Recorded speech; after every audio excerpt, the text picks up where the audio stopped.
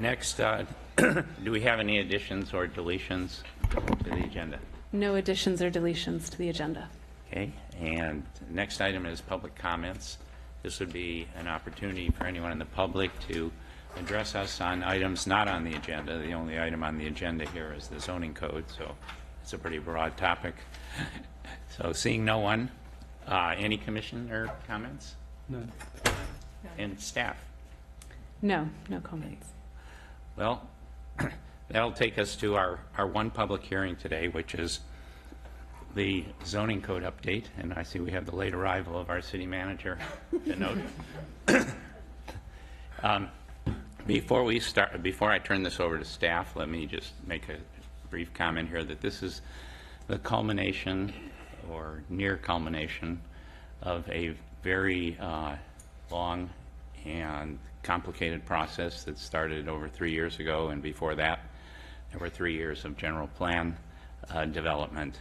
So it's really the culmination of 6 or 6.5 years,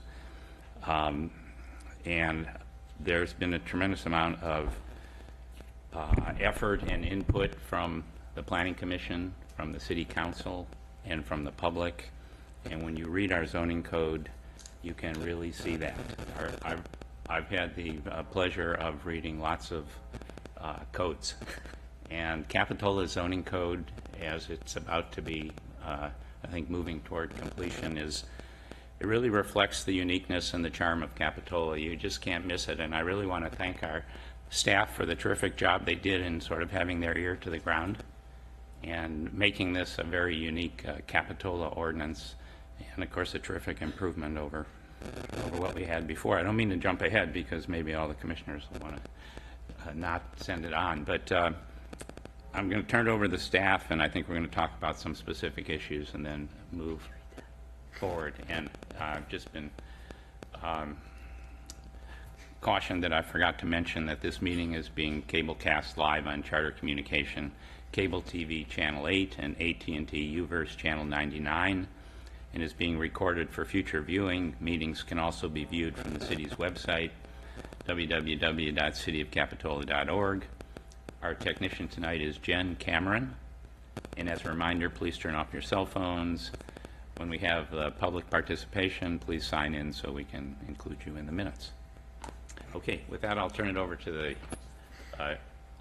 the public hearing on the zoning code. I will ask the staff for a report. Okay, thank you, and thank you for the very nice introduction to this adoption hearing. Before you is the third draft of the zoning code, and I'm going to take you back as Commissioner Newman just brought us back and go over where we've been and then get to where we are tonight and go through some items. So back in November of 2010, the city initiated a general plan update as well as a zoning code update and a climate action plan update.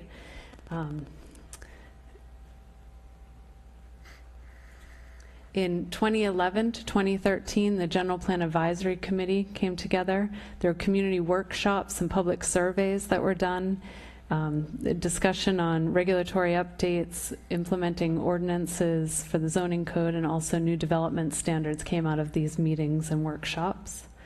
In June of 2013, the City Council directed staff to complete the general plan prior to preparing the new zoning code. At first, they were running together, I believe, in discussions.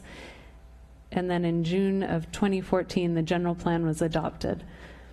So the general plan really sets the big picture goals of the city and outlines what the future of the city will be. And then when you adopt a zoning code, it really gets down to the specifics of the regulations and how to get towards that vision. So since the beginning of the zoning code, we held stakeholder and public outreach meetings in August through November of 2014. Then we got the feedback from the stakeholders, and we had done a public outreach survey. The issues and options report was drafted, in which we had many meetings with the Planning Commission and City Council to go through the larger issues that were in the existing code and got direction on which were the preferred options to move forward. The draft zoning code, the first copy of the draft zoning code, was released on February 1st of 2016. We worked through with the Planning Commission and City Council for a year, and then come January of 2017, the second draft was released. This was more fine-tuned this past spring. And on June of 2017, the third draft was released with all the updates. All the red lines were put into the document, and this was put out for public review for 60 days. So here we are this evening. We're starting the adoption hearings. It's September. After Planning Commission provides a positive recommendation on the zoning code, it will then go to City Council for review and hopefully adoption, and then we'll submit it to the Coastal Commission, and we'll be back, I think, with a few more edits. But this is a very important meeting this evening towards adoption. Quick overview for the public of what is in the new zoning code. So it's broken down a little bit differently than the existing code, and I think it, in an effort to be more user-friendly. So the part 1 goes over the enactment and applicability. Part 2 is the zoning districts and overlays. 3 is the citywide standards. 4 is permits and administration, and then 5 is the glossary. Within the enactment and applicability, it legally establishes the zoning code with the state law.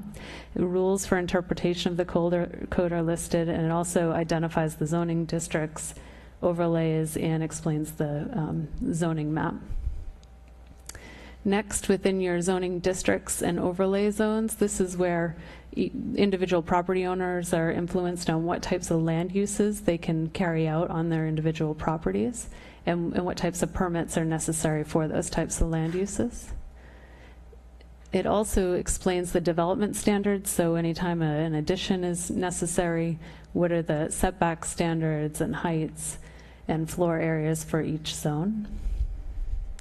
And then part 3 is citywide standards, so these are the standards that affect all properties citywide, such as parking, historic preservation, landscaping, and accessory structures are just a few. Part 4 goes over permits and administration. So when an applicant does need to apply for a permit, Part 4 explains exactly what the process is. And then Part 5 is the glossary. So any questions with terms is explained within the glossary. So some of the big achievements within the new zoning code: the old code is challenging in terms of finding information and the organization. So the new code has been formatted differently, and there are organizational improvements. There's a new user guide at the beginning to explain how the code functions. It's also been written in plain English, taking out a lot of the legalese and making it easy for the layman to read. We've added a lot of tables and graphics. So for land uses, rather than writing out an explanation of each land use, there's a nice table you can refer to and what type of permit it needs. And then the definitions have been organized, and we've taken out, there were regulations within our definitions before, and we've done our best to take out regulations within definitions and put them in the appropriate place in the code. Other improvements within the mixed-use district, there's new guidance for building form, placement, and character design standards. So within the mixed-use village, and also mixed-use neighborhoods, it talks about creating a place and where the buildings should be placed. Design permits, we have new thresholds for design permits. So historic preservation, the current code is not so clear on what you do with historic buildings and the review process. The new code has really tried to put that into plain English and made it user-friendly in terms of understanding, if you own a historic building, what can be done and what the process is. And then also non-conforming uses and structures. That was significant time was put into that with public outreach and really looking towards some problem solving with multifamilies within the single family zones, and also a new way to look at non-conforming structures if they're not impactful, and allowing them to continue without doing 80% valuation. So some really great improvements for the zoning code. So the 60-day public review was initiated on June 1st, and it went through July 31st. We had a lot of comments that came in August as well, so it was actually out there for about 90 days. Of these comments, we had 15 members of the public submit written comments, which were included in the packet this evening. Also, the Soquel Creek Water District submitted comments, and 2 of the city council members submitted written comments. So, or one was written and one was during a meeting in which we took notes. So we took all of that information from the public and we put it into a chart that, a worksheet that was the first attachment to the packet this evening to make it easy to identify which parts of the code people were concerned with. And tonight I've included some of those in my presentation.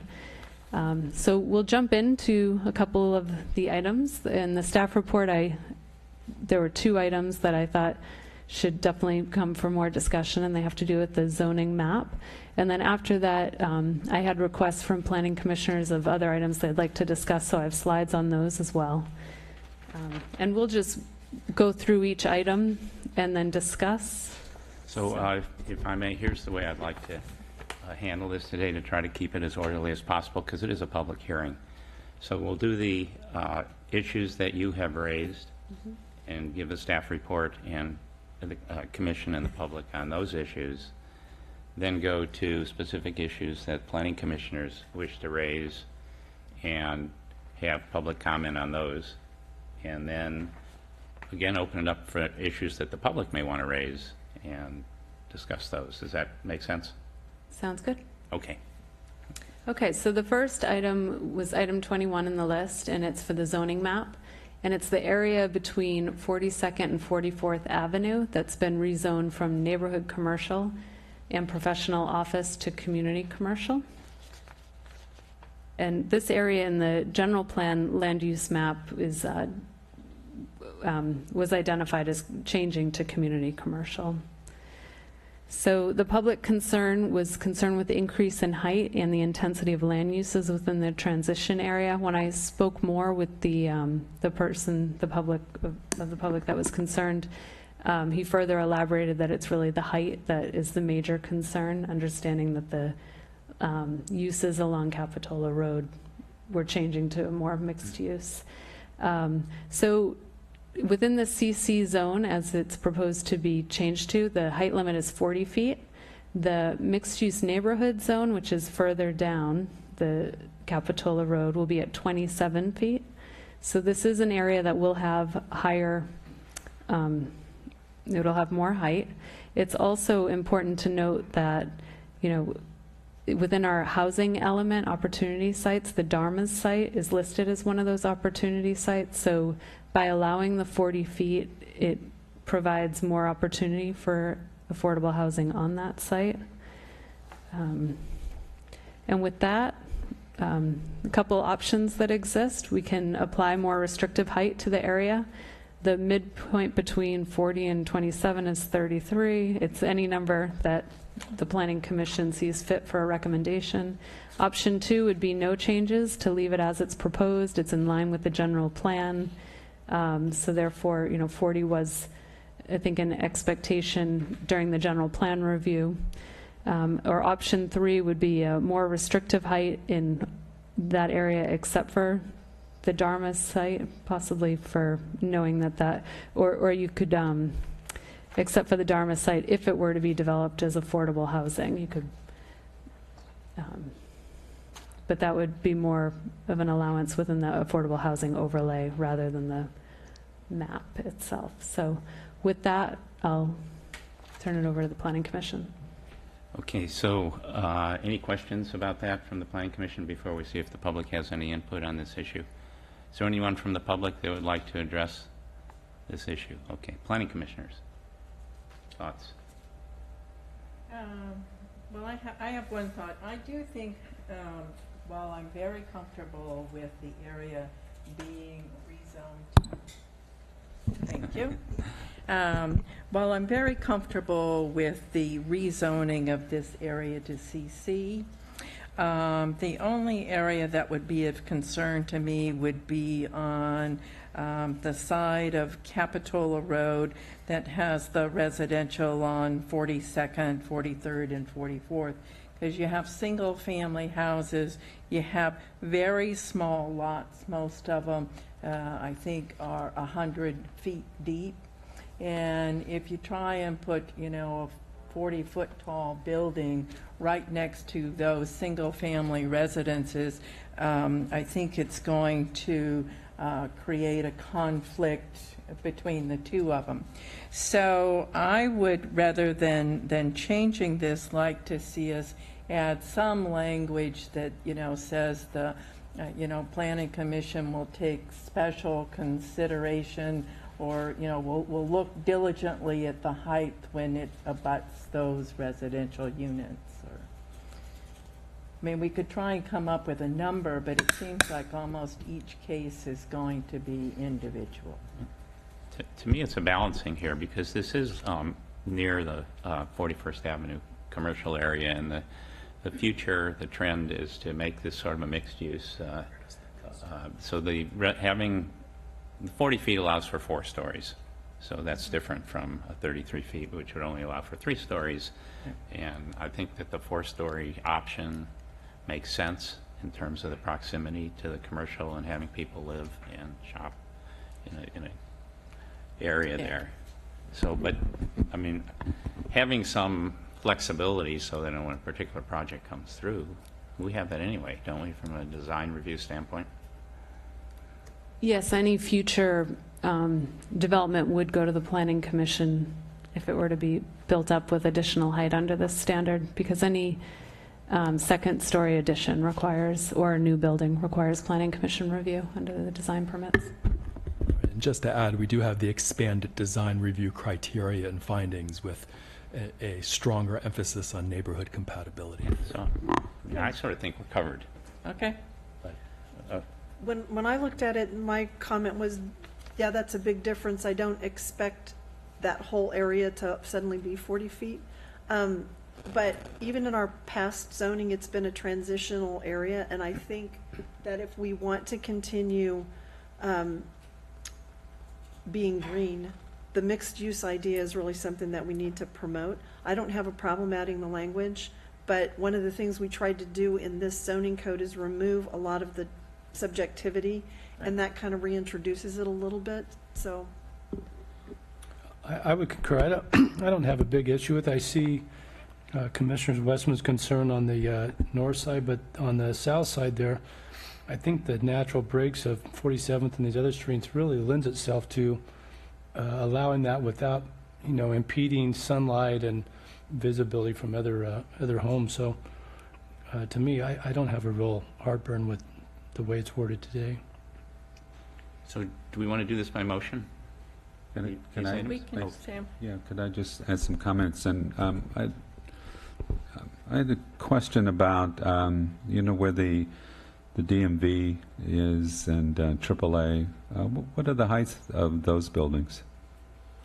The current heights? Yeah, the current heights of... The AAA building was built under the same regulation, that were in place, so the height of that building would be 27 feet, because I know it was 2-story. They did not get any kind of variance on height. Yeah. Well, see, that in relationship to that was just kind of concerns me that we would be approving buildings that would be almost double the height of those AAA buildings that we used to, the professional offices next to them. And since that's intended to be a transitional zone, I think it should be a transitional height. How much height would Dharmas need to be able to put in residential?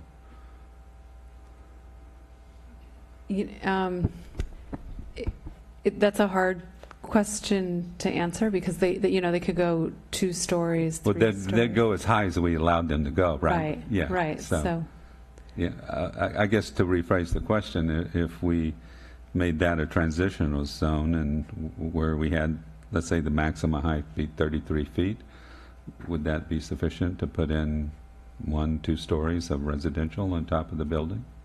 it would probably be sufficient. Typically with commercial on the first story, you like to have a little extra height on the first story and then have 10 feet for your heights within a residential area. So you may, with a flat roof, that would be sufficient, I think, for 3 stories. Mm-hmm. Do you want to add to it, Jamie?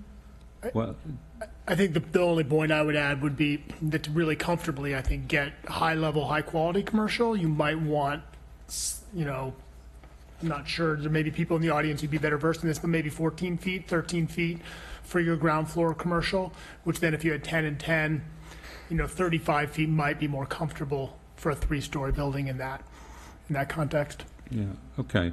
Well, that's just my sense about it, since it's meant to be a transitional zone, and it abuts the residential neighborhoods, that we zone it and put the height in some sort of transitional height.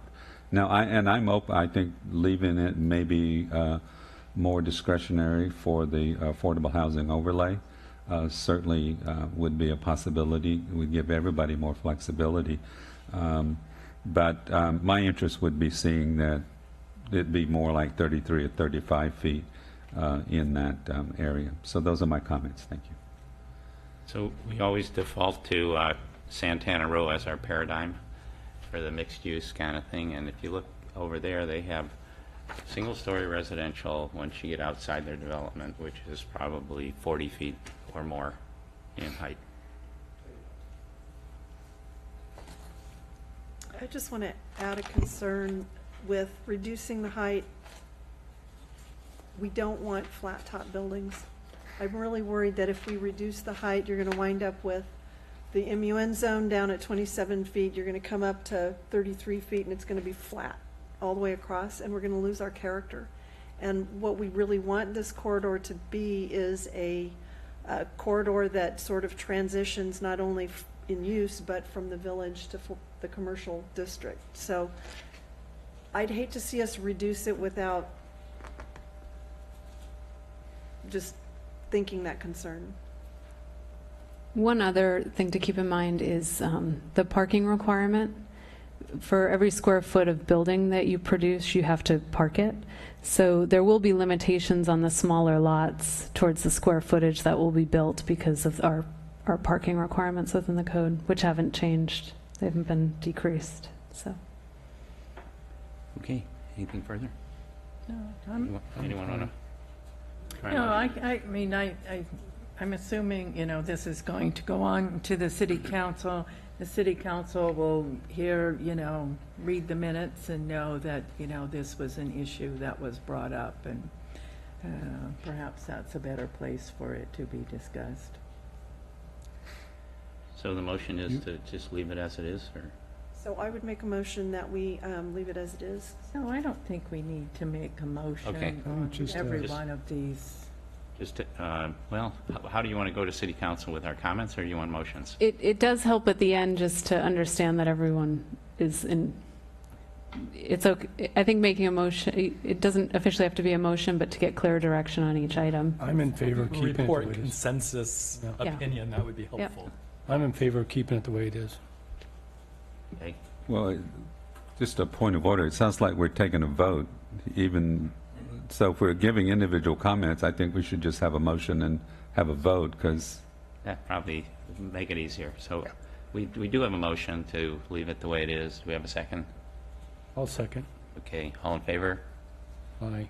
Aye, opposed? no. No, Okay, so that passes on a split vote. So we have one other Capitola Road issue. Yes. Okay, so the next issue is on the other end of Capitola Road. Under the current zoning, it's the one area of Capitola that's zoned CR, commercial residential, so it's already a mixed-use zone. It's going to be changed under the new zoning code to MUN, which is mixed-use neighborhood. The big difference here is what changes from a conditional use to an allowed use. So we did get public comment that there's concern for the new uses that will be allowed and the impacts they'll have on the traffic and the neighborhood feel. So in the current CR zone, it requires a conditional use permit for retail, personal service establishment, and offices. The mixed-use neighborhood zone that is proposed, it is exactly what the zoning is currently on Capitola Avenue between the Trestle and Bay. It allows retail, personal service, and offices up to 3,000 square feet. And So that would be allowed within that portion. So that is a change of going from an allowed use to a conditional use. Again, on that stretch of land, and I'll go back to the map, the lots are rather small, and so parking's going to have a big influence on whether or not you put a retail establishment where there's a single-family home right now that only has parking for 2 spots. So you won't see that many conversions, I think, with the limited parking that exists on many of these single-family properties. That said, the options are to keep the zoning as it's proposed today, or there could be a footnote added that along Capitola Road in the MUN zone, that there is a requirement for a conditional use permit for retail, personal service establishments, and offices. Any questions? If not, I'll open the public hearing. Is anyone present who would like to address this item? Seeing no one, commissioners? I would vote to leave it the same. I'd second that. I'm in favor of leaving it. Commissioner Story? Well, looks like I'm going to be the odd guy out again. I just think putting in businesses and mixed in with residential should be subject to a conditional use permit, so that there's some abilities to protect the neighbors on either side across the street from whatever may go in there, and regardless of the parking size. So it seems to me that, and that's the way it's been all these years, in order to protect the neighborhoods in this mixed use. And so I think that we should continue that. That seems to be working well. The few businesses that we have in that area seem to fit in nicely, but I think that we should have some ability to put in some conditions. So that's just my feeling about that. Thank you. I actually concur with you on that one, because this particular area has always been a puzzle to me in terms of where it's going to be in the future and how it's going to work out. I just don't have a good sense of the future of that area, so I think having some flexibility is a good idea. More flexibility. I'm not opposed to adding that condition on it. So you would like to see them be required to get a conditional use permit, is what you're saying? Yes. I don't have an issue with that because a conditional use permit is, reasonably quick to get and not incredibly costly. In our old code, some of those businesses that are along there, I understood would not be allowed in the future, and I think the ones that are there really do fit nicely. And I'd like to see us encourage more businesses like that to come and move in. I know one business in that stretch was converted from a business to a residence, and it fits nicely with those that are around it. So I don't have a problem adding the requirement for a conditional use permit because it does give it more scrutiny. I would just like to see us encourage it. So you're only going to do this on that section of Capitola Road, not in the other part So of if I the distinguish area? this from Capitola Avenue, where you have the same zoning on Capitola Avenue, because that has been consistent to me in terms of its land use. Right. Whereas this, all the way down till you get to Stockton, where it was once a body shop and is now 4 houses. I mean, it's been in a state of flux, and so it's like a puzzle. I think we should retain flexibility over that corridor. Okay, so direction is to go with option 2? So I'll move that we adopt option 2 presented by staff. I'll second it. all in favor? Aye. Okay. So, Okay, thank Katie, you. Do you have other issues? Well, I have requests from the planning commissioners of items Others, to you be mean the public? discussed from the public comment. Yes. Yes. Okay, so should we But- go, Sure, we can, that's in this yes, so, numbered package one. yep, this would be Exhibit A. The first item, though, is not in the packet. This was on page 20-5 of the new zoning code, there, and I have it on the slide, there's a figure that explains the increased height in the mixed-use village district, and a request by Commissioner Westman to improve the figure, and I think this figure could be improved to explain exactly what is, to give better images of, Yeah, my concern was we have this one drawing, and then right above it, we talk about you can have 33 feet height if you do certain other things, and I just thought there ought to be a drawing for both of the heights to sort of explain how they work. Sounds good. And I don't think adding another diagram would be too difficult. Where was that on your list? you know, it's not on the list, so I also added any items that planning commissioners asked Okay, me. all right, so we're doing add-ons that aren't on the list that were brought up by planning commissioners. We're doing a mix. I have them in order Okay. by all right. code, so we're going through the code with any items that were asked to be discussed. So if we have, I know I wasn't able to get together with you on my comments, but if we have comments on some of the numbered items, how is that going to fit in your, You can let me know what your first item is, and I'll make sure we okay, stop. well, at maybe that. you just go through them, and then I'll have a Okay. couple at the end. So adding a diagram to illustrate Yes. B2 on 1720, Correct. that's a good idea. So I'm looking at this now, and it appears that there's a mistake in the label on the figure, that for the dimension on the right, it should say 33 feet max, not 30. And with that correction, would that address your concern with the diagram? Well, yes, it would. Well, It was confusing with the 30 feet there, Right. because I couldn't I could see how that would understand be confusing. how it worked. I mean, I kept reading this going, I don't get it. Yeah. So that works. So what I'm going to do with these little items that aren't really controversial or that are just sort of a discussion is not really have a full public hearing on those, but include it if anybody later on, when we have just a general opportunity for the public to comment, and we don't need votes and we don't need public hearing on that kind of thing. Okay. Okay, I'm happy.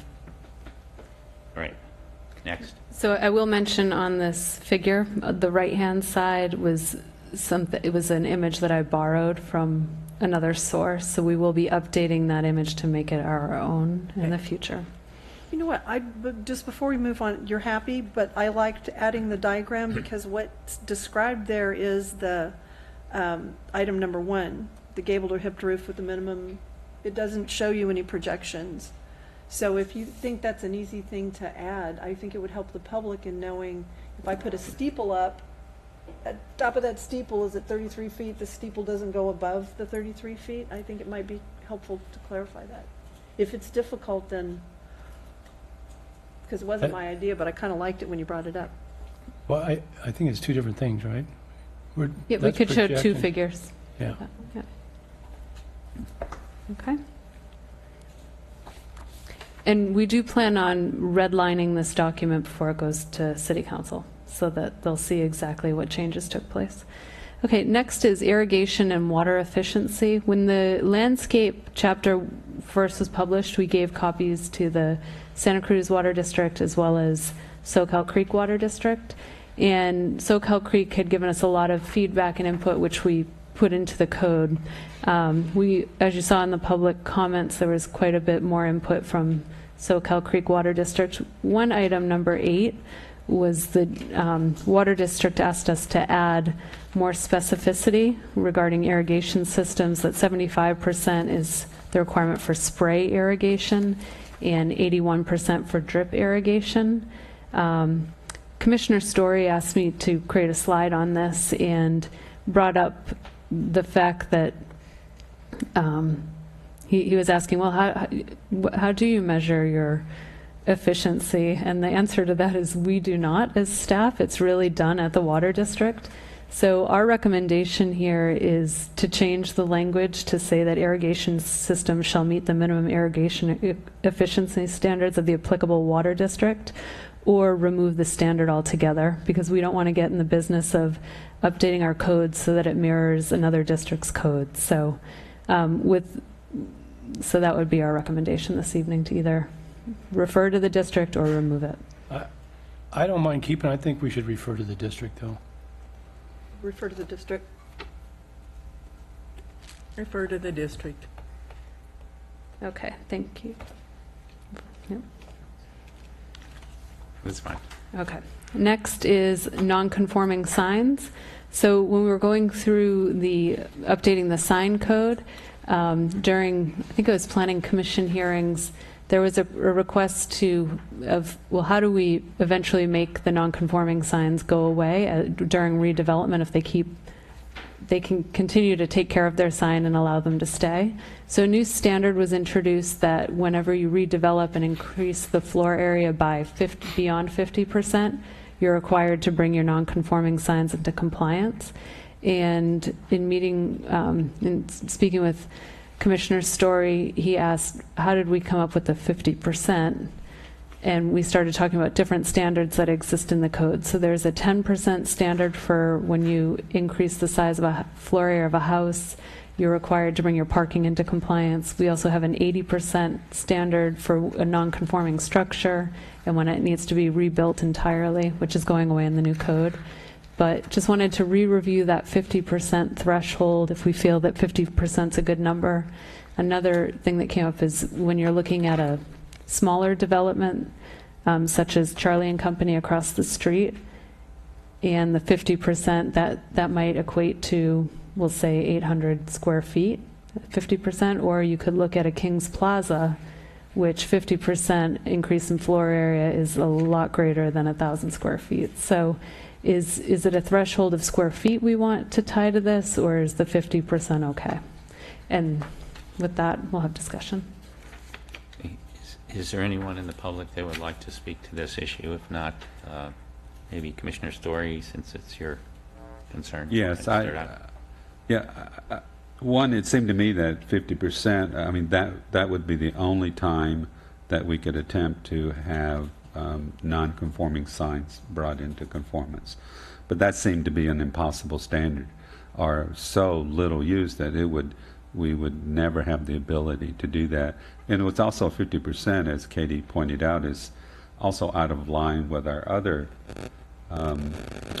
criteria that we use of when we can assert the zoning code. So I just thought it should be something more reasonable, or lower. 25% maybe gives us more options if it is a non-conforming sign, to bring into play. I just don't think 50% would ever be achieved in this community. So those are the reasons why. Any thoughts on that? I don't have any strong issues about it. Does that mean you'd like to keep it the way it is, or? I'll kind of go, I think the 50% is kind of like, doesn't really tell us a whole lot, so I understand the concern for that threshold, and I would like to see us have a way of improving it, but I don't have any great ideas off the top of my head on how to do that. So I'll listen to the group and then chime in where I think it sounds best fit. I can't think of a non-conforming sign that, well, we just had this with the King's Plaza, right? And we were able to get them to come along to that process, so. but it wasn't based on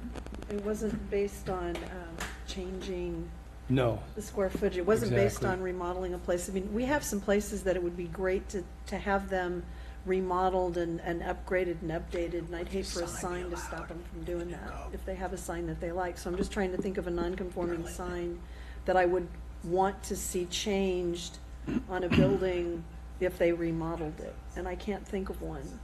Can you?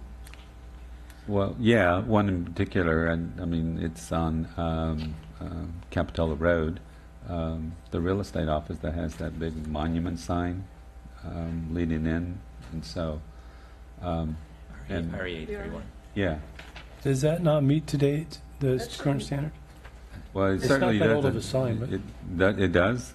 It does, I believe, meet the current standard. Yeah, I believe it was permitted Yeah. relatively recently. Yeah, it's not too old of a sign. Oh, okay. Well, it certainly seems to be, I mean, out of place and out of scale, with the location of where it is, and I think the change that we made, because we did talk about this when we were going through the zoning ordinance, is that they can't have internally illuminated signs along there anymore, like that one is. I think that's the So, sort of big issue with that sign. so I think that there is a pretty good logic to decreasing the threshold. I mean, I'm thinking about a couple signs around town. I'm not going to call out business names, but that are relative. You know, they don't meet the code. They're relatively unattractive. They don't meet this new code that we put so much effort into developing, and they, let's say, come in with a pretty significant remodel. Especially if they're a 5,000 square foot business, they could be adding 2,000, 3,000 square feet. And they're just below the 50%, and they get to keep this sign that doesn't meet the standards that we put so much effort into developing. So I can see a logic in lowering that threshold. Obviously, you don't want to necessarily trigger it for every little nickel and dime thing, but 50% does strike me as a relatively high bar. And bringing signs into conformance with the code is something that I think in the long term is beneficial to the city. Would it be possible to make a ruling that said that it's 20%, but under, you know, exceptional circumstances, the planning commission could allow the sign for another period of time? Well, you can just provide that the planning commission may require that the property be brought into conformance. Yeah, use the word may rather than shall. Yeah, Yeah, that works for me. doesn't That have. works for me. So, but we would still lower the percentage to like 20%. At 20%, the planning commission may require the project to bring all signs into conformance. One question Okay. I have on that is, what would be the basis that you would use to decide if the sign would need to be brought into conformance or not, if it's optional? Whether or not the sign fit into the existing sort of neighborhood area. I would suggest then that we maybe add some sort of basis for you to make that determination. Yeah, because I think in looking at the area that we just talked about a minute ago, being a transition area and encouraging businesses to come in there, you are going to have more signs. And I think the one that we're talking about it does meet our current requirements, and the letters are backlit. It's not a fully illuminated sign. So, I think it's an illuminated really? I thought it was backlit. one. I know. I might have to go by there again at night. But it definitely stands out in the neighborhood. There is new design standards for within commercial districts. The internally illuminated signs are permitted only when the portion of the sign that appears illuminated is primarily the sign lettering, registered trademark, or logo. Large panel internally illuminated signs are prohibited in the new code. So do you suggest 20% and a may statement added to this? So it must be at 50% and may be at 20%? Is that what I'm hearing suggested? What I was suggesting was we lower the threshold to 20% and have a statement in there that says, you know, if there's more than 20, an addition that's larger than 20%, the planning commission may require any non-conforming signs to be brought into conformance with the current sign ordinance. So delete the statement that says a non-conforming sign must be brought into conformance with this chapter if the existing structure is increased beyond 50%, and just replace it with the may at 20%? Well, maybe we could do may at 20% and shall at 50%. Well, I don't think we Well, I need would- to be that complicated. Yeah, I wasn't necessarily, suggesting that we have these different tiers or layers, and I thought that was a good recommendation, that if we put in a discretionary language, then we can consider all the issues that may be associated with, but at least at that threshold, we have the opportunity to engage in the discussion. And I think the questions are about, is it non-conforming? To what degree is it non-conforming? And that would be the principal one, and what would be the cost and the impacts on the owner to bring it into conformance. And so Yeah, we wh- stay away from cost. One additional comment is that the Planning Commission may want to consider aligning this threshold with the threshold for Planning Commission design review.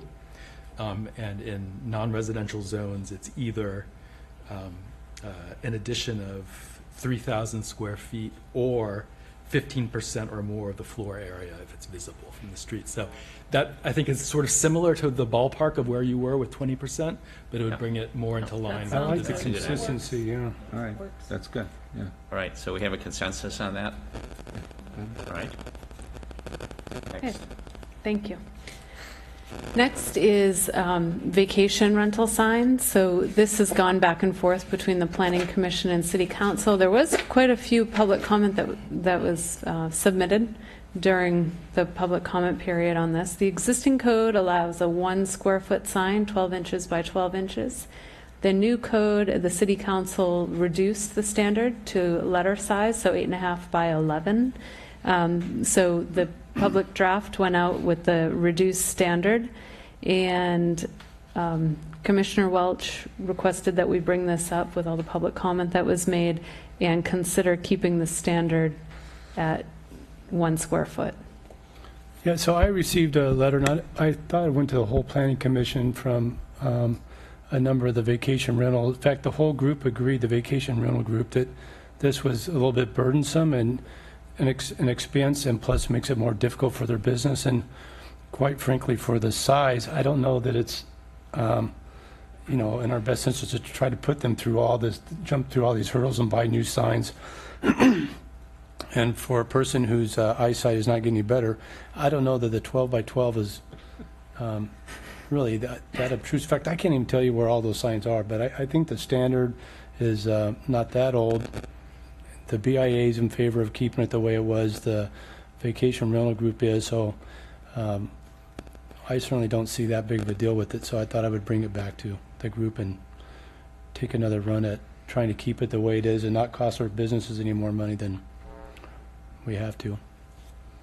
Comments, Commissioner Story? Just a question, but because it mentions in your staff report that there had already been a lot of back and forth between the City Council and the Planning Commission on this particular issue, and I think that all predated my tenure here, and I was just wondering, maybe you could give us a little bit more background, or if any of the commissioners remember that. Why was it brought up to be changed from? I think a council member brought it up. It wasn't us. A council member. Maybe I can help you out a little Okay. bit, because I did speak to Councilmember Harlan today about this issue, and I believe she is the one who brought it up. And she did indicate to me that she felt that the reduction in size was so limited that there really is not a lot of difference between a 12 by 12 foot, 12 inches by 12 inch sign compared to one that's 8 by 11 and a half. So, I think it's an issue that perhaps we could go back to the 12 by 12 foot standard. Certainly for me, I think that makes the most logical sense. You're asking people to spend a lot of money to change signs that are, the change is going to have minimal impact. I would be in favor of leaving them the size that they are. Meaning 12 by 12 or 8.5 by 11? She means 12 by 12. You mean 12 by 12? Yeah. So just one note, on your slide, it shows number 56, but it's really comment number 35. Oh, thank you. Nobody else would catch that. Good, you're good. Sorry. I don't want anybody, I was looking for it. And I don't have any issues leaving it 12 by 12 either. I think in the Central Village, there are a lot of them, and when you get out into the other neighborhoods, there are some of them, and they're not vacation rental signs, but if they say beach house rentals, then everybody thinks they're a vacation rental sign. And I think that Mayor Harlan had some issues with that and felt that it was offensive to the neighborhoods where those signs showed up. She and I also had a conversation about it, and I live in one of those neighborhoods next door to a couple of them, and it doesn't offend me, and I haven't found anybody else that it does. So 12 by 12, I think, if the council can accept it, I'd like for that to be the recommendation we spend back. So I don't know if I let the public comment on this. Does anyone from the public have any input? I do have some input. Thank you. Well, I'm not really going to say my whole comment because you kind of covered it, and you have information in the packet. I'm Janelle Cox, and we have 1500 Wharf Road, Venetian Court number 14. And so I was going to speak in opposition to the change from the 12 by 12 down to 8.5 by 11, but seeing that you're all going to recommend the 12 by 12, thank you. Okay. And you have the information in the packet. It's nice to see someone who understands that when it's going the direction they want it to go, they don't need to screw it up. Okay, so I think we have a consensus on that one. I see no reason. I can't see an 8.5 by 11 sign anyway. Okay, next, maintenance of potential historic resource list. This was not on the spreadsheet. This was brought up by Commissioner Welch. Wanted to discuss the burden that it puts through the residents, and I'll let him put it in his own words, but the expense of having a potentially historic resource has to be reviewed. It's actually a determination by the community development director who can get assistance by the architectural historian. Commissioner Welch? So I beat this one up pretty good when it came to it's the first time, but I'm going to take one more shot at it. So I kind of have a little bit of a heartburn over this potential historic resource list, and the title tells you really the whole issue is that this is a potential historic place, right? Of the, I counted there is 120 of these potential that were developed potentially by individuals who are not trained in architecture or anything else. These are people that from our community. I can read the list of names, but we don't need to do that. You probably know most of them, but well-meaning people. But it was designed primarily to look as a survey of what could be potentially historic or even historic features. And that list has morphed into kind of the secret list that is not published. Most people who live in these homes have no idea that their house is on this, quote, historic list.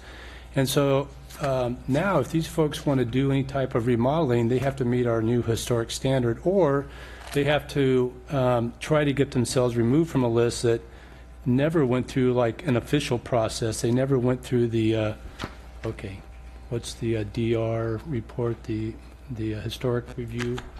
A determination of significance. Determination review. So that process is never, their address just showed up on this list, which I think is a little unfair to the owners of the homes. It doesn't go through, it's not on a deed when they buy a home, and so I think it puts them in an unfair advantage. I'm all for maintaining our character and our historic areas of our town, but I think this is a little bit of an unfair process, and I don't think that all of them are necessarily should be removed or anything. I think some of them may be. I just don't think it should be a burden of somebody who lives in one of these residences to prove that their house is not historic when the people who put them on that list really don't have the the credentials to make that determination in the first place. So that's my concern. I can read you who was on it. We can talk about what the list was about. Most of you that are on the Planning Commission already know this process, but these were not homes that, it's not like the Six Sisters, which is on the state. So on the list of the secret list that's out there, there's a key for that. A is the National Register of Historic Places. None of us are going to argue about that. B is the Capital Register of Historic Features adopted by the City Council. I don't think any of us would argue about that. But C is a historic context statement that was developed, and D was a capital architectural survey that was developed. And then finally, the Depot Hill feasibility study by Franklin. Obviously, he has the credentials. That just was never adopted by the city to say that, to adopt that as a historic district. So I think at a minimum, the C's and the D's on this, either the people should be notified and have the chance to have their home removed, or the city should have the burden of trying to prove that it is that way. I just think it's unfair to these people who don't know that their house is on this list to put them in a position to have to prove that it should be removed from the list. And I see one of our resident experts, he's going to be mad at me for calling him out, he's done a couple of our homes, so he can talk about that whole process of going, what you really have to go through. It's not a matter of just paying a fee and removing yourself from the list. There's a lot more work that goes into that process. So that's my can we concern. ask staff to explain to us, I think there is a requirement under CEQA for each project that comes in that there is an analysis done about whether or not a house is historic. And that's been after my time, so you probably know a lot more about it than I do. Yes, so when a project comes in and there's a question of whether or not a building is historic, the first answer we have to come up with is whether or not it's historic, and then if the project is going to have no impact on the historic resource. So in a situation where there's a home on the potentially historic resource list, the first thing we require is a review by an architectural historian to identify whether or not it's historic. That process is about $1,500 for that review, and it's done by a third party. Then from there, if they're making changes to a historic building, it requires a conditional use permit. And under CEQA, we can make findings that there's no impact to the historic resource if it complies with the Secretary of Interior standards. So at that point, we take in a fee for a design review permit, and then also an additional fee to have the proposed design review by an architectural historic to be able to make the findings that there's no impact. But there is there's $1,500, and I would say the review typically from the time we get the application in the door to figure out whether or not it's historic to the time they get feedback is anywhere from 4 to 8 weeks, depending on how busy the architectural historian is and how involved the research is. So I guess my concern is, if these were deemed by even Franklin that this was a potential historic home, I could probably live with it, but that's not who reviewed these houses. These houses were reviewed by a Santa Cruz Sentinel person from the Santa Cruz Sentinel, 2 people from the museum, of the Capitola Museum, a couple other museums. These are not architecturally trained people to come and say that house should be considered and I just emailed you. I don't know if you can pull up your email. I got a few pictures of houses that are, you have to wonder. I'm not trained in architecture or building or anything else, but I'm going, how could this in any way be on a list of something that adds to the character of charm of Capitola? So can I answer? I believe the community development director can remove a home from this list of potential historical resources, him or herself, if there is, information or any documentation, or they look at it and say, clearly this is not. But the burden is on the homeowner to get themselves removed when they had no input and no discussion on how they got there in the first place. But the question I have on that, and it goes to whether or not it's really a burden, is there any time element? I mean, you could be on the list for 5 years, and then you decide you want to alter your property, and there are certain requirements if you're a potentially historic that you have to meet. But instead of doing that, you can go to the development director at that time And pay the $1,500. and say, I shouldn't be on the list. Yes, and if the community development director had evidence such as this home was demolished in the 70s and rebuilt, he could make that determination without going through the $1,500 process. He could make a determination and just do a memo to the file for that address and say this is no longer. But my question still stands. How does a guy from the Santa Cruz Sentinel have any bearing on whether this house is historical? How do these people who have no training have a bearing on that. I agree with you. I mean, I've always had grave concerns about how this list was put together. I've always had grave concerns that the list was never taken to the Planning Commission or the City Council and adopt, or, you know, it absolutely was a list that was put together by some community members.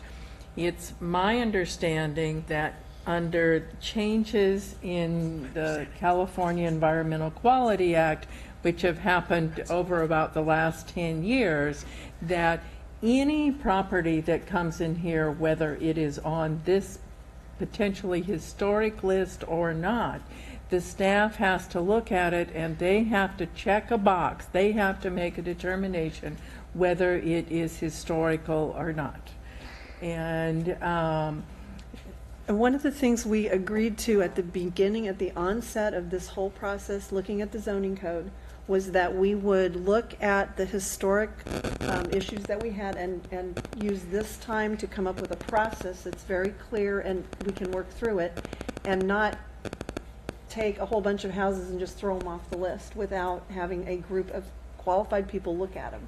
So we put in a process so that it can. If somebody comes in and they've got a house that's on that list and they bring a description and written request, a description and photograph documentation explaining the property's lack of historic significance, the community development director, in his stead or in conjunction with the historian, can figure that out and take it off the list. But we all agreed we were not going to use this time in this process to try and get a bunch of houses off that list. It's not No, we any didn't all, better we than we didn't all got it. agree. Okay, let's get some public input on this, because I saw at least one person was interested. If I could add that during the process, there was an agreement that on our work list of items to get to is to be looking more closely at this list after the zoning code work has been completed. Okay, so I'm going to open the public hearing on this issue, and Mr. Graves is... Yeah, I think we're trying to mix apples and oranges up there. Architecture does not necessarily mean historic. For example, the first city hall in the city of Capitola was historic, but it didn't have any architectural features that were outstanding. Most of us know where it was, directly across from the old theater. So there's two things. But what I would like to say, because I'm kind of taking TJ's side in this, I think that you need to notify those people on the list before this goes to the council to see if truly any of them aren't really interested in. Let's play fair, that's all I'm saying. I can think of other historic buildings on Depot Hill that are historic for other reasons, and they don't necessarily have an architectural standard that goes back to the 1900s. So I think be very careful with this one. Architecture is not the only thing that determines historic. Yeah, and Ron, there is the Capitola Register of Historic Features, which is a different one's already been adopted. So. Anyone else in the public wish to address us? If not, we'll close the public portion of this and bring it back. I did have a question about what Ron said about notifying the owners. And I'm reading in that section, subsection B, it does state that the owners shall be submitted a written notice that they're being put on the potential list. So if they're added. If they're added. If they're added, there is a current list that they have. But we haven't named that list in here. We say Okay, that so the community. it has a name. We were really careful. Historical resource. yeah. So I mean, just so with the new zoning code, the notice provision that's here would only apply to new additions. Correct. And the ones that were previously added, the homeowners were never notified? That's true. They were never notified that I'm aware of. Okay. Well, that's a problem. And maybe it's a matter of implementation, because it seems to me that some of the right language is here, and maybe we need to follow through, and it's a completely different topic or a different session, a series of discussions. I'm not sure if it applies so much to the zoning code that we're trying to pass. And I do have the concern about charging homeowners $1,500 to come and improve or somehow, get their home off the list. We just got input from the staff that is not necessarily the case. Oh, it's not? Okay. Is that the case? It's not necessarily the case. I think one thing to keep in mind is that independent of the existence or this list, staff is still required under CEQA, as Commissioner Westman said, to go through the same process and take a look at whether or not something is potentially historic or not. So do we need a better historic list in this town? You bet. Is now the time to do it? I don't know that now is the time to do it. I think we need to get our zoning code done, and then when everybody's feeling really good about having a really robust public process, that's when we go and adopt a list. But in the interim, Well, my concern is this, Jamie. Our new zoning code addresses the potential historic list. So that's what we're talking about. We're talking about the potential list. It's in our zoning code today. So if they're potentially historic, then that's either defined that they are historic, but to leave it in our zoning code as these people like hanging out there, to me, I'm just concerned about that. Go ahead. We have, I don't know. Okay, so we're going to have some more public input. It looks like we'll reopen that. Thank My you. name is John Draga. I'm a builder that's done historical projects in Capitola, up in Depot Hill. And I thought it was my understanding that CEQA considers any building that's 50 years of age or older historic, potentially historic. Okay, potentially historic. So that's there. So what's really tricky with these historical projects is you have this federal registration that you should, as a town, if you want it to be a historical registered town, there are sequences that you have to do, and there are checks that you have to make off, and that's done by the Secretary of Interior Standards. My understanding is there is a lot of concern in this town that they want that option to be on the table if they want to in the future. So it seems to me that if that's really what they're thinking for the future, perhaps they should follow what the standards say. And that's, in those standards, if I'm not mistaken, say that the city is required to have an inventory of those structures in the city, do the research, and register each of those properties, and have that as the basis, and say, these are exactly, we've done this. If you don't have so you have to do that if you don't have an architectural review committee, like they do in Carmel, they do it in Los Gatos.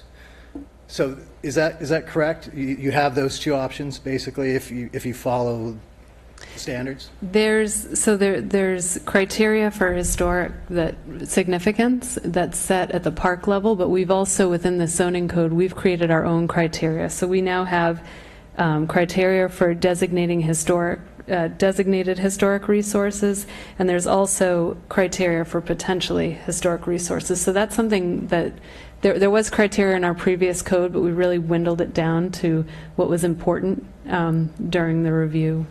So we do have new criteria, and it does not align perfectly with the park standards. Yeah, and I think that's what creates problems, is when you choose what portions and what standards you want.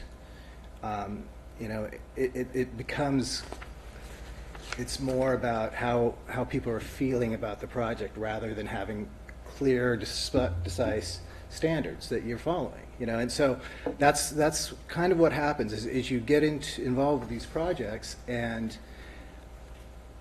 at the surface, you start on a path, and as you get into the structure more, you realize that in a lot of these that it's impractical to try to rebuild what's there because nothing's left. It's been degraded so much. So I'm always wondering why we can't, at the stage where we're talking about planning and talking about what we're going to do with the structure, make it a requirement that we have exploratory demolition done and have an on-site meeting and say, what percentage of the structure is salvageable, and then just so kind of start there, and instead, because I've been on these projects where we go down a path, the client spends a lot of money to do something like take a garage, take it all down except the floor structure and 4 feet of the front facade, jack it up, move it over 12 inches, put it on the new foundation, and then we rebuild the whole thing again. So I think the process could be helped out if we look at each individual project. First of all, trying to come up with a good inventory of really what the town is talking about being historic, what the look is. Then from there, being involved in the process of saying, let's look at this actual property and what makes sense for this property. Okay, thank you. So just by way of background, since we're kind of expanding this a little bit, we spent a lot of effort went into where we have gotten to here, and the Department of Interior standards were kind of generally not used as we wanted to have our own historic ordinance separate from that fit Capitola. We spent a lot of time getting to where we are, but Commissioner Welch raises a point regarding, to me, notice, fairness to the people on the list. That's his concern, and I think that's maybe where we should be focused at this point rather than trying to rebuild the entire historic ordinance right now, because we really did put a lot of energy into getting it to where it was. As far as the notice issue, I'm very sympathetic to that in terms of due process and so forth, but I'll also point out that this has been ongoing for a long time, and there are mitigations here in terms of, okay, I didn't know I was on the historic list. Well, just go in and talk to the planning commissioner, and there may be, the planning department, and maybe you have a way out of this. If not, you have to go through a permit process. That might not be the end of the world either. So the downside isn't impressing me that much. Yeah, so that list was put together in the mid-1990s? I think somewhere around there. It's a list that's been around at this point almost 20 years? It was put together in 2005. The list of lists, so there's 5 lists, so that final list came about in 2005. I guess my concern is people could be living here for 50, 40, 20 years and not have any idea their house is on this list. I think we have some due diligence, at least allowing them the latitude to know that they're on this list, and I don't think we should charge them, because So how many people have complained about this who have a property on the list? But nobody, they don't know they're on the list. That's the problem. Well, so when a home goes up for sale, typically we have a rush on the planning department with questions about the home, and the first thing we do is go to the list and let them know, when they start asking questions, we give them the zoning, and we always check the list. So that is one of the things if you're doing due diligence on purchasing a home, and that service is available every day of the week for anyone that owns a property in Capitola. I do want to revisit back in the past 2 years of reviewing the zoning code update, that during the Planning Commission review and City Council review, this item has come up. We have talked about the fact that the list does need to be updated, but there was consensus to move forward and create a process by which applications are reviewed. And we did notice this evening for all zoning changes within the zoning map, there was not, I think the appropriate time in which to notice the review of the list would be when the Planning Commission is actually reviewing the potential list. And right now it is very clear, I think, from the way, and it was reworded in the last red lines of this chapter to make sure it was very clear that this is a potential list.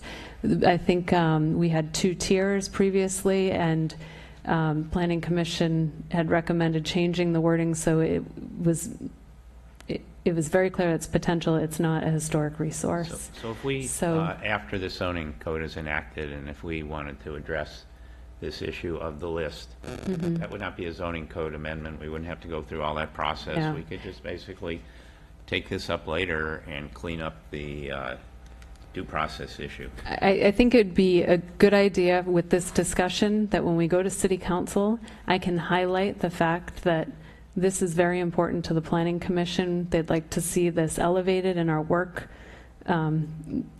what we get done in the next year or two, to make sure this is a high priority list for the Community Development Department.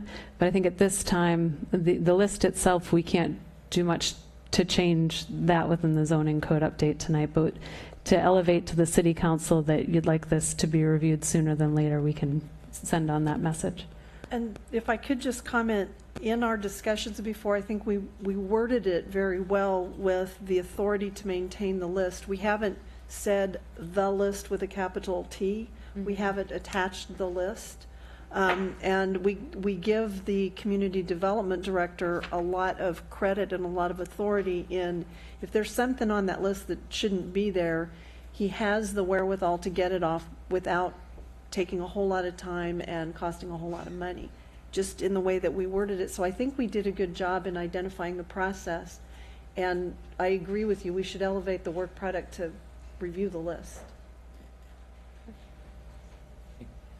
Yes, that's your story. A follow-up question, and I think these are excellent suggestions, but my question was, the zoning code refers to the requirement for a historic alteration permit, a historic demolition permit. So if a homeowner with a home on this list wants to make an alteration, how would you guys treat it? Would it be subject to a historical alteration permit, which would require extraordinary measures that would not normally? So first, we would review it to determine whether or not it's historic. If it's not historic, it would not have to go through additional review. It would be treated as any home or structure that's not on the list.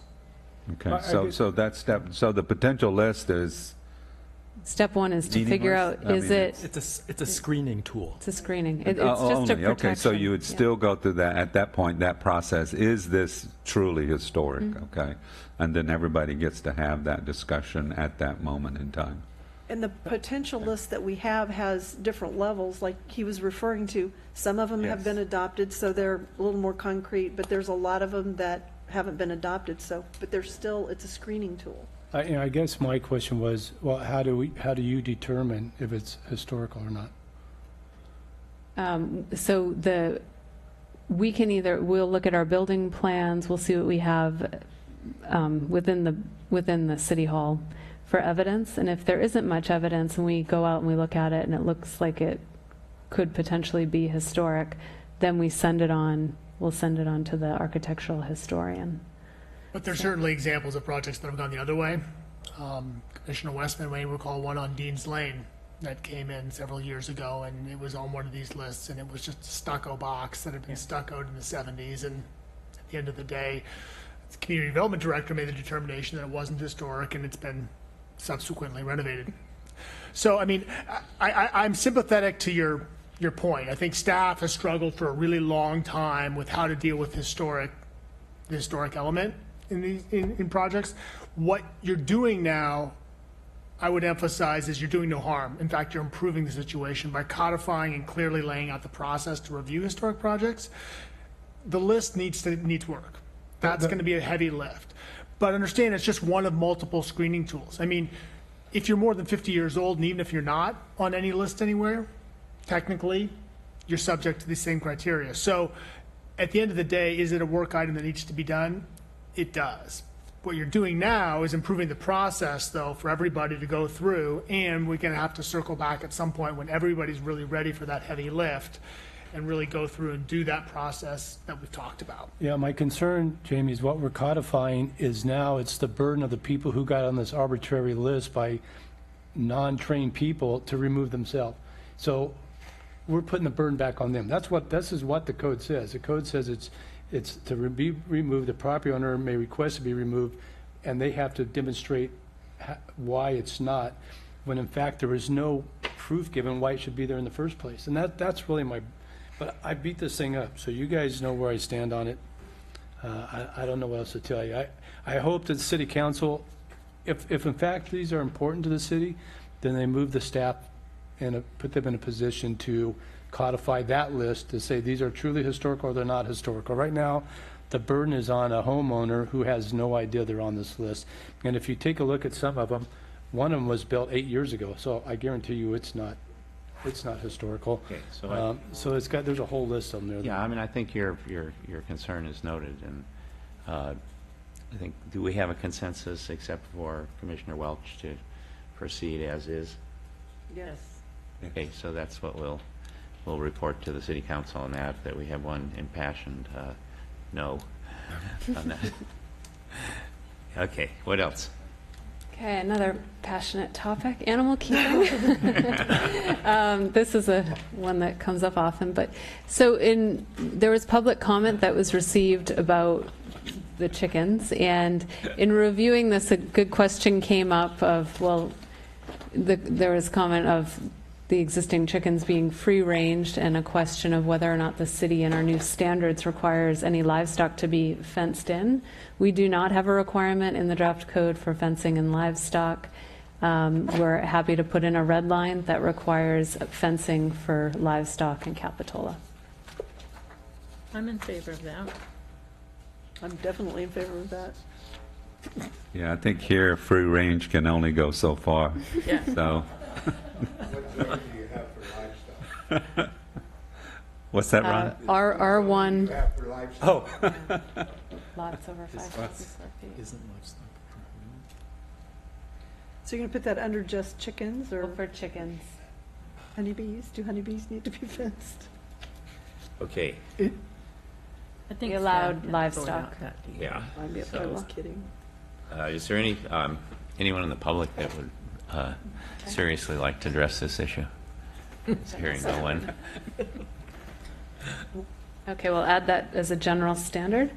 Would that, I guess just one point of clarification, would that be anywhere on the property, front yard, backyard? well, not We as, During don't allow livestock? them in the they front can't be yard. in the front yard, so. We already dealt with that in our zoning. It's in our ordinance. zoning code where it can be. Well, the house, Clarification would the warrant. house cannot be in the front yard. The coop. The coop, yeah, but the coop. The coop cannot be in the front yard, but if you have free-range fenced-in chickens, If they want to let them walk around They the can let front 'em. yard and it's fenced in, I don't really care.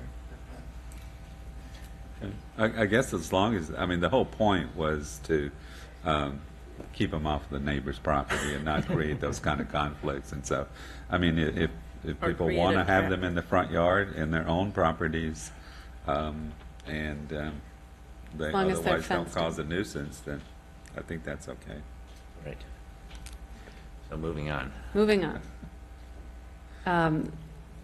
So sidewalk dining. So sidewalk dining is not allowed in the village. It's allowed in the other commercial areas of town, the community commercial, regional commercial, and industrial.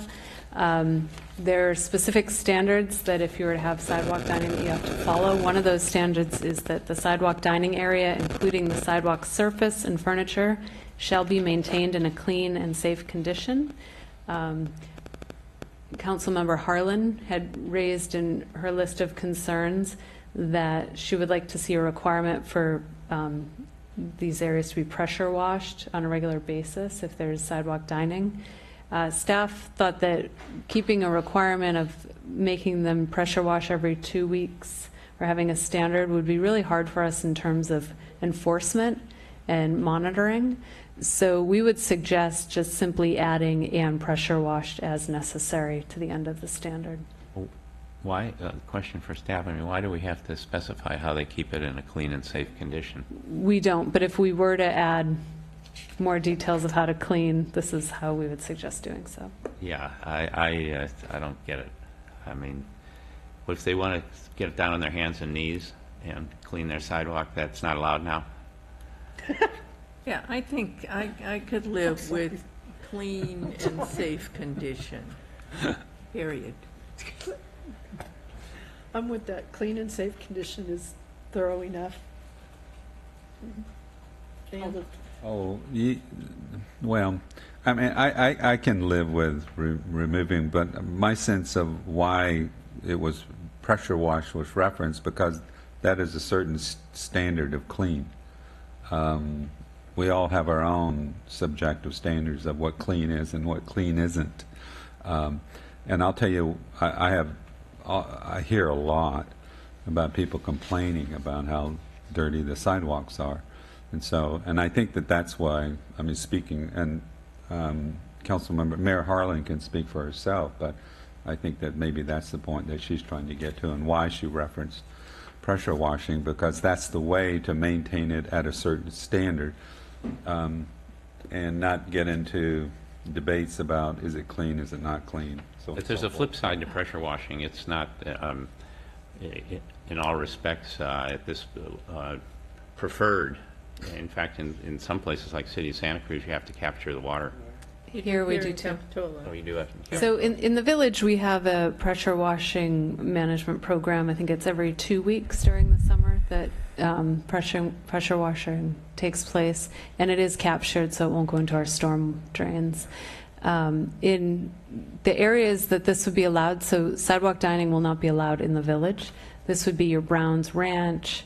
You're in front of New Leaf. It's actually private property, but it's still the sidewalk area that's used. So that's where this requirement would apply to. It would not, in the village, there's a separate agreement with the BIA that's carried out by the city.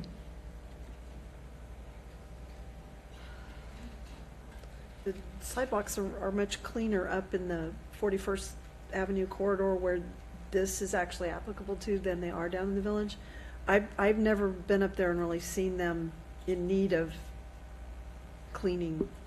I mean, they keep them pretty clean and straight. And I'm not up there all the time, but So should we open this up to the public? Anybody care to address this issue? Seeing no one. What do you want to do with this? I'm okay with it the way it is. I don't know. Oh, my. Add more. I'm okay with the way it is. I guess the concern I have about trying to add more definition to it is that how do you enforce the pressure? The part of being clean and safe is. You can look at it and see if it's Right. clean and safe. I mean, we would rather have them go out and scrub the sidewalk on their hands and knees with a brush than pressure wash it. I mean, that's the more environmentally Yeah. sensitive way to do it. So. And if there's a real sanitation issue, we could bring in the right people to Yes. do an assessment. Goats are good too. Free range. Okay. Next is public notice. So this is page 148-2 in your code. But currently, the majority of notices that are, I should say, all public notice that goes out, except for like administrative review, there's a 100-foot notice requirement. But your conditional use permits, your conceptual reviews, your historic resource demolition, there's the majority of them that are noticed to neighbors there's a 300-foot range. Commissioner Smith asked that 3 of the permits that are reviewed be increased the standard to 500 feet. And the 3 that she would suggest is conceptual review and historic resource demolition, and also development plans, which are tied to a planned development. So, Commissioner Smith? And my thought on this is, and I would change item number 2 from historic resource demolition to historic features demolition. And just so you know what I'm talking about, that's the Cherry Street Avenue retaining wall, the Heen Park stairs, the Depot Hill staircase, the lagoon pool, 231 Esplanade, Monterey Avenue palm tree, the Monterey Avenue retaining wall, East Hill pathway, railroad trestle, Stockton Bridge, and the wharf. So that's the Capitol Register of Historic Features? That is the list of features that were adopted by council. And the 500 feet on conceptual reviews, those elements, and development plans those are big items. My thought on conceptual reviews is it's a big development that's coming, and there's a lot of process that goes into the conceptual review. And if they can get involved then they get heard. But if we go through the conceptual review and we provide all of this input to the developer, and then you get way far down the road, and then it comes for city council and the planning commission are already really familiar with the project, and these people are seeing it for the first time. So the complaints that I've heard from residents of Capitola have been more related to getting really far down the line before they know about it, so they can't be involved. Those 3 items, 500 feet, I just thought that was reasonable. The other element in my head is that planning commissioners are held to a 500-foot distance. We can't participate in discussion if we own property within the 500 feet radius of the development, and yet we're only noticing people to 300 feet, and that's always kind of been a little odd for me. So that was just my proposal. So we have done conceptual reviews on even single-family homes. Oh, really? So I would like there to be, you know, I hear what you're saying about bigger projects, but I don't think you necessarily want to say every conceptual review needs to be 500 feet. I mean, it sounds like you only want the larger projects. The ones that'll impact, because I think, you know, in a residential environment, if people are really concerned and going to be affected by something that happens more than 300 feet from their house, then they're walking by it every day, or they're in proximity enough that they're going to see when it gets posted. They don't have to get the green card in the mail. But some of these other items, they might not be walking by that's 500 feet away, but a big project is going to have an impact on them. So you're right, it's big projects. I don't know how you define that, but. So I will note, Commissioner Westman is correct about the conceptual review. The conceptual review process is not, I mean, I think I implemented it as community development director 7 or 8 years ago, and it was intended to be a relatively cost-effective way for somebody to get an idea that was inconsistent with the code in front of the council. And so it has encompassed at times relatively big projects and at times relatively minor things that are just somehow don't quite fit with the code. So it's a little bit of a conundrum in terms of trying to offer a service to get people a relatively cost-effective way and early input, right, balanced at the same time with, if you have this major project, a need for the community to understand about it and know about it at that early stage.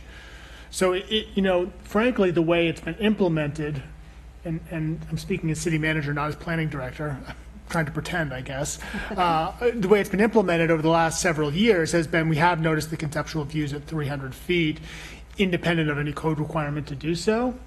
So potentially, maybe giving sort of some guidance and some discretion to the planning director for, you know, minor conceptual reviews. Because at this point, the community development director has been making the call simply just to do it as a matter of practice. But I don't know that it's necessary in every case. At 300 feet or at 500 feet, he's been doing it. 300 feet, yeah.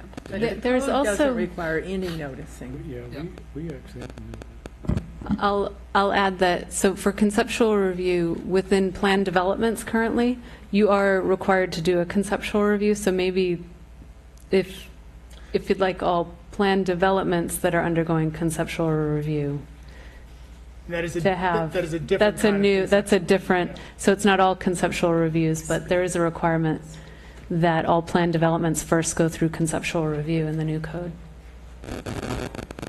So it's a big, this is like tripling the area Yeah. that notice goes to. Yes, yeah. From 300 feet to 500 feet? Yes, because it's a circle.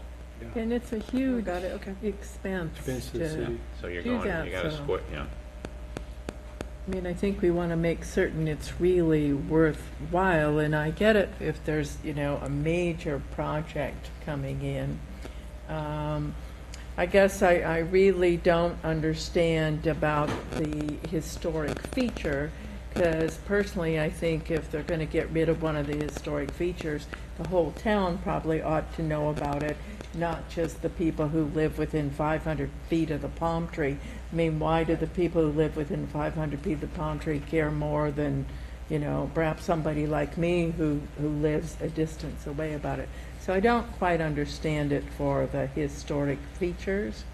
And, you know, I would like to see staff have some latitude about, you know, extending it for larger projects, but to make it for all conceptual reviews doesn't make a whole lot of sense to me. And for planned developments, we've said that they will not be in residential zoning districts, so or single-family zoning districts. So you're really talking about. Yeah, I was responding to the input that we got and looking at what we noticed for and kind of going through that list and saying, well, where would it make sense? And this is what I came up with.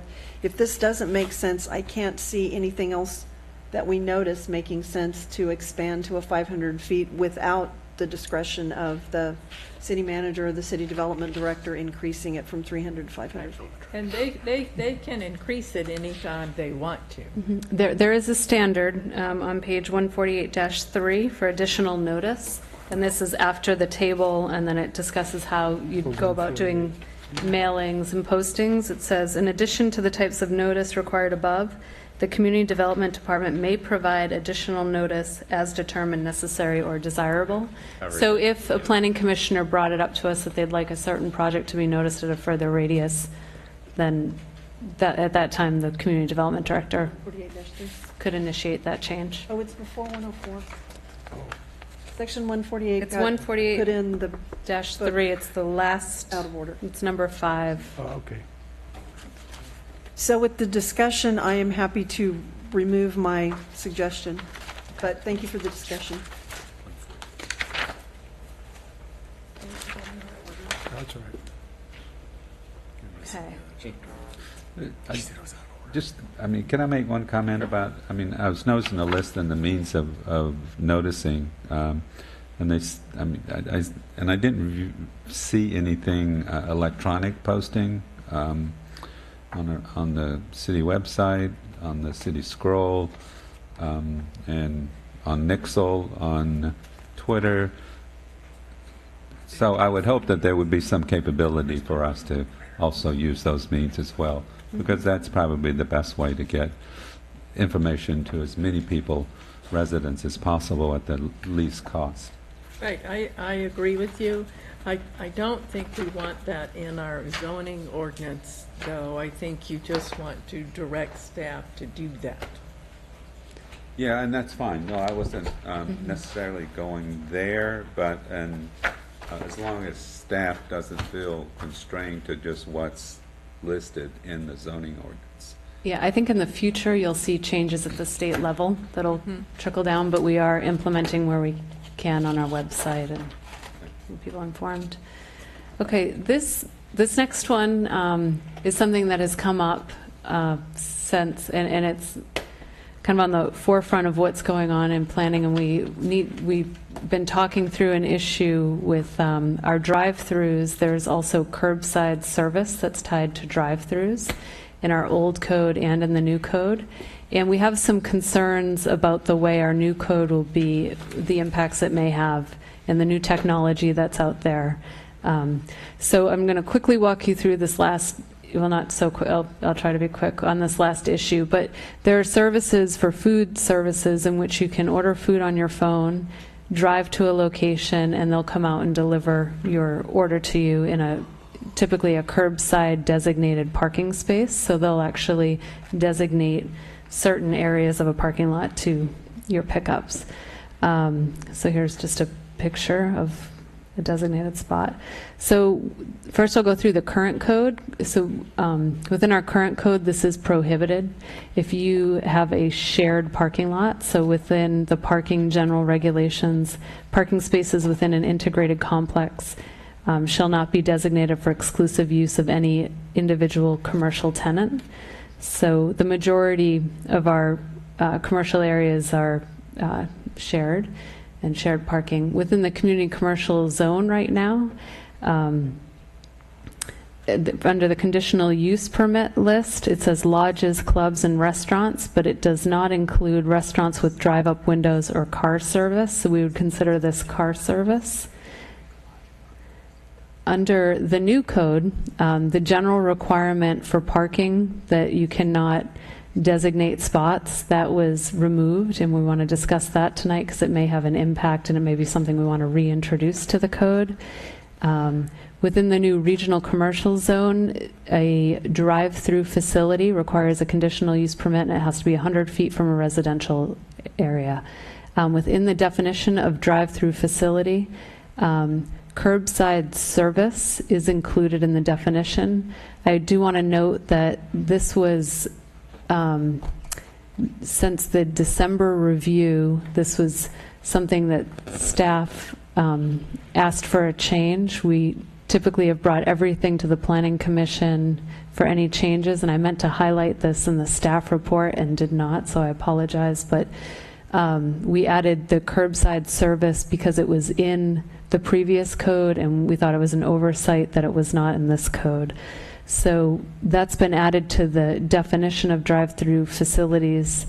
And I'm going to take you through a table and talk about what these two codes, how they line up and where they don't line up. And we'd like we've got a recommendation for you to see where you want to take this. So for restaurants with curbside, the current code, it's not allowed. The new code, it would be allowed only in the regional commercial zone and prohibited everywhere else. For retail with curbside, so a large trend is to put in a grocery order and then you can go to Nob Hill and pick up your groceries, and they could offer the service to bring it out to your car. Currently, that's allowed. It's not prohibited in any way. The curbside is only associated within the existing code to restaurants and bars, I believe. So the retail curbside is allowed under the current code. Under the new code, the way it's drafted is that it would require a conditional use permit within the regional commercial and elsewhere in the city. So our community commercial, where most of our grocery stores are, would not be allowed to get a delivery out to your car. And then the designated spaces within parking lots, currently you're not allowed to do designated spots within shared parking lots. You're allowed to have designated spots within a private lot if you want to designate some of your spots for doctors within a doctor's office, or you can have your designated spots. Within the draft code, that was not carried over, so right now share within designated for curbside spaces would be allowed. So from the conversations we've had with Planning Commission in the past, there was clear direction to us that restaurants with drive-throughs or curbside should be required with a conditional use permit within the regional commercial zone. Otherwise, drive-throughs should not be allowed in other parts of town. And previously, it would also pertain to the curbside, with that being added to the definition. Retail with curbside, I don't think it was the intent of the Planning Commission to prohibit that.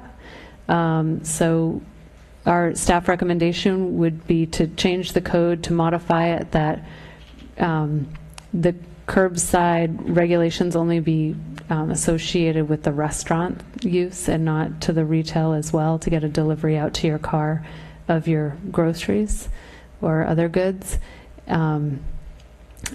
And also with the designation of spaces for parking lots to go back to allow require a conditional use permit within a shared parking lot. So if Whole Foods wants to have curbside designated spots, they already went through a process of having the Planning Commission review a parking study. And we think it deserves another look. That say if they want to put aside 6 spaces, it should be reviewed by Planning Commission and make sure that they have the capacity to do so, and that or if they want to have shared parking spaces between CVS and Whole Foods, that a parking study is done to have those designated spaces, and that within a private entity to still allow them to have shared spaces. So staff's recommendation would be to move forward with the conditional use permit for within the RC zone and prohibit elsewhere for food curbside, retail to allow to continue, and then the CUP for shared parking establishments. So with that, we'll open the conversation and sorry, this is a new item that we've been going through and you haven't really had much time to digest. Question, you said at the beginning that the rule that you can't have designated spaces in a shared parking lot in general, leaving aside these curbside, is being removed? That did not carry through into the new I don't remember discussing that code. ever. Did that Yeah, ever? and it was not intentionally removed, but today, looking through the code to make sure it was in the code, it is not in the new code. So that was a mistake. Okay, so is that coming back in? So our suggestion is to bring it back in and to require a conditional use permit if you want to. Because I think if we remove that, this may have a lot of unintended consequences that Right, we yeah. better be ready for. I have one question for staff. What you're calling the RC zone is the commercial regional, right? CR zone? The red. The red zone. Yeah, regional Got it. commercial. Thank you. Okay, so any other questions of staff? Anyone? Just Oh, one yeah. question, thank you. Commissioner Story. Yeah, and retail is including the grocery stores? Yes. Not Or yeah, retail. Retail, okay. Okay. Thank you. Thank you. Coffee shops, bakeries, all So- of that would be included, right? Let's open the public hearing, and anyone that would like to address this item? Yeah, I recently called in a complaint about just this item. McDonald's remodel, before the remodel, they put out an app on your phones where you could pick up, order your food, pick it up, keep your car running.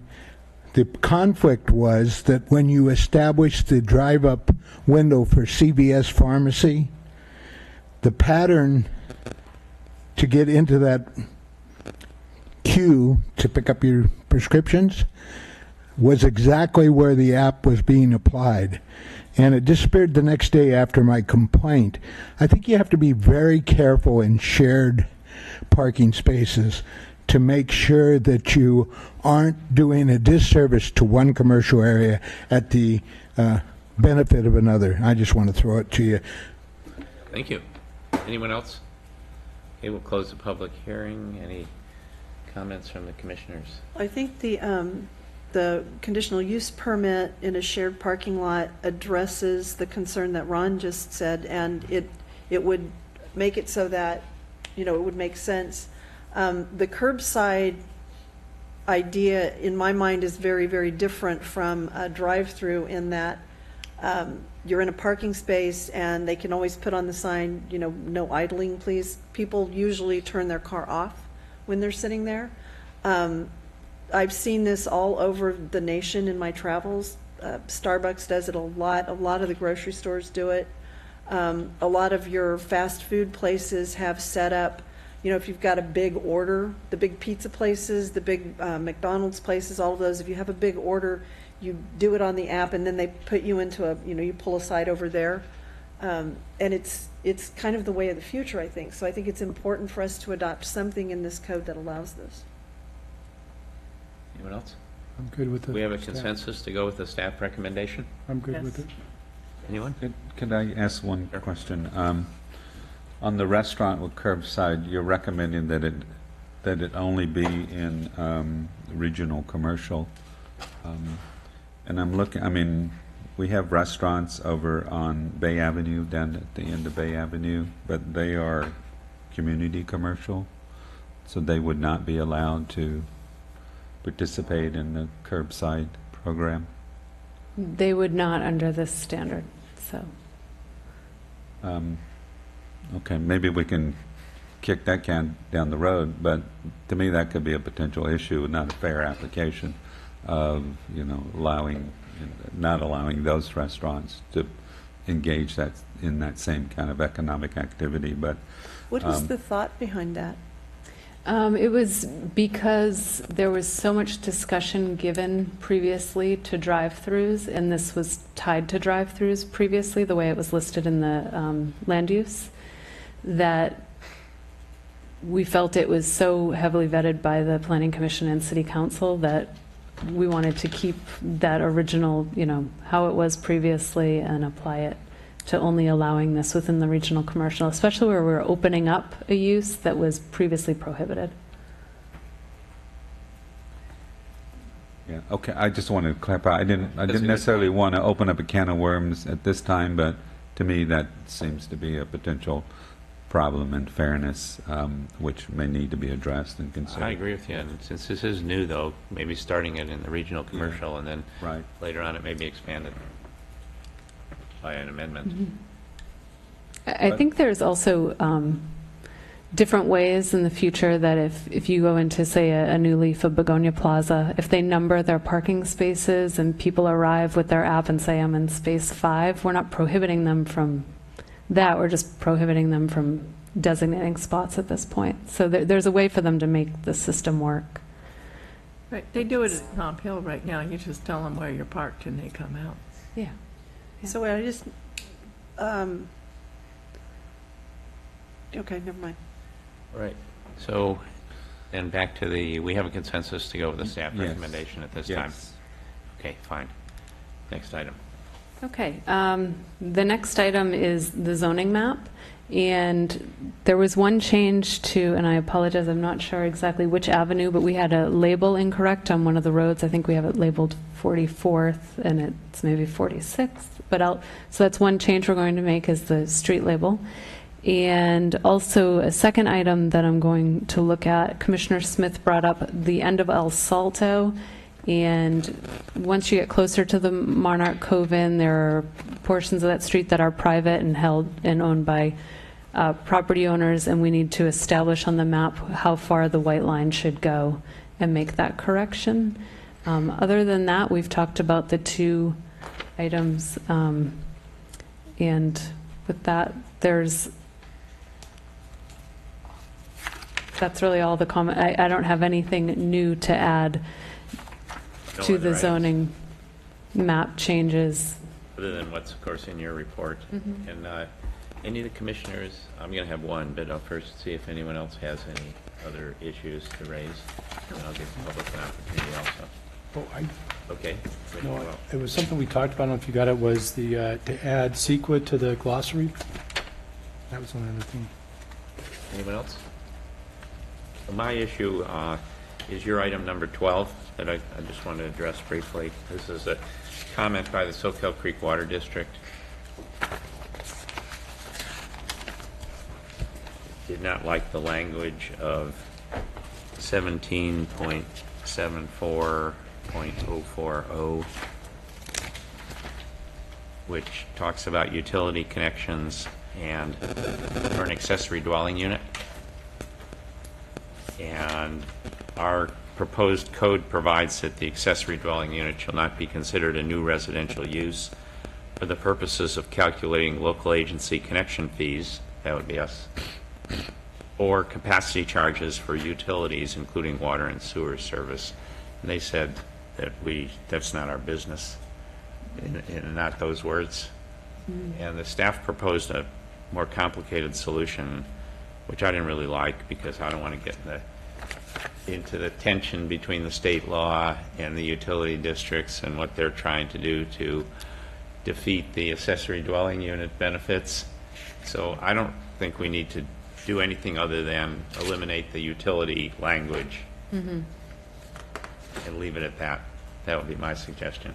Yeah, I don't have an issue with, I understand what they're doing here, because if you're a city municipal utility, then Yeah. you have to abide by the new state standards, but if you're a district like Soquel, then you're not. So in our case, we don't have, we don't provide utilities. Is that not true?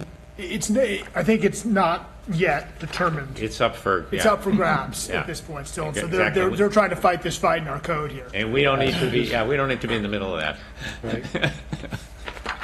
Good suggestion.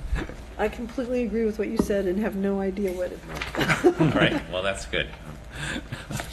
Anyone have any problem with that change? I think. We're simply Amy going to knows, remove the utility section because we don't oversee which it. is what they asked, basically. And we're not going to reference No. anything. No. They can get their own. Okay. Okay? All right, any other issues that planning commissioners have? If not, I'm going to. Can I just one clarification? There were many items on the comments list where staff recommended a review and a report back period. And I thought those were excellent, but I just wanted to make Yeah, sure well, that those they're- are all going to be part of our recommendation. That these are Where the being staff passed said, on, okay. a lot of them like were the Soquel Creek Water District recommendations, and they said, Right. okay, we'll make that change. So if any, I'm sure other commissioners all went through all those. If anyone has any other issues with any of those recommendations, now's the time. If not, Okay. I want to give the public one more opportunity, and I've really, That came for a specific reason, I'm sorry. I received a green card in the mail, and it advertised at 6 o'clock tonight. You were going to be discussing 400 block of Capitola Avenue and the home directly next to the police department for vacation overlay districts and the rezoning of it. And I have heard nothing of that tonight. And I'd like to make some comments, because if you really send me an advertisement, I think I should be able to be heard on the item. absolutely. The item is vacation rentals. I would like to state I'm not against them with the proper protections to the adjacent residences. I live between 2 vacation rentals now and feel the visitors are more neighborly than some of my permanent residents in the past. I believe the conditions placed on vacation rentals would make them even better neighbors. I think that if to have a vacation rental on 400 Park Avenue and right next to you here, there is a need to have 2 parking spaces for each one of those vacation rental units. I believe also, because it's hard to get a hold of a landlord if there's a noisy situation or an unruly vacationer, that the vacation rentals should be registered with the police department so that they can contact the owner of record and resolve the problem. I don't think we need to get in neighborhood fights. The area in question concerns me, as the number of non-commercial uses in this area are approximately 3. So there would be 3 vacation rentals. I could name them by lot number if you want, or residence number. So maybe the question is this really spot zoning? Because the commercial uses outweigh the residential units in this particular area. I'd like to just make one final comment. With all the newspaper articles and all the commercials on television in the state of California and everybody concerned with the permanent shortage of housing in Santa Cruz County, is this really the best use of our housing stock? I'll leave it at that. I'm happy with my neighbors, but I think it's things to think about. I think the staff recommendation was not to change or expand any vacation rental zones. The, under the new comments, there were 2 requests to expand it further. Under the initial review, and what you see in the zoning map is it will go up to Riverview and include the one property, I want to say 502 Beulah, next door. And that was the original recommendation. We did have public comment to expand that further. The notice that went out was specific to the properties that are suggested within the zoning map. So any zone change that was considered within the updated zoning map, we did all the noticing for all zone changes was sent out with public notice. So that is the public notice. It is for the properties across the street on Capitola Avenue up to Riverview and the one property on Beulah. Hey, other members of the public wish to address this? I see we have 2 more at least. Elliot Beige, 4800 Opal Cliff. Right now it's considered a single-family residence, and you guys are changing it to multifamily. And right now we are, I guess we're non-conforming because it was built prior to being a R1 zone. So you guys are switching it to a multifamily, and we just want to know what the effect is, because we're currently supposedly allowed to be single family until 2026, and then we'd have to apply for a variance for another 50 years. Is there any effect by becoming multifamily?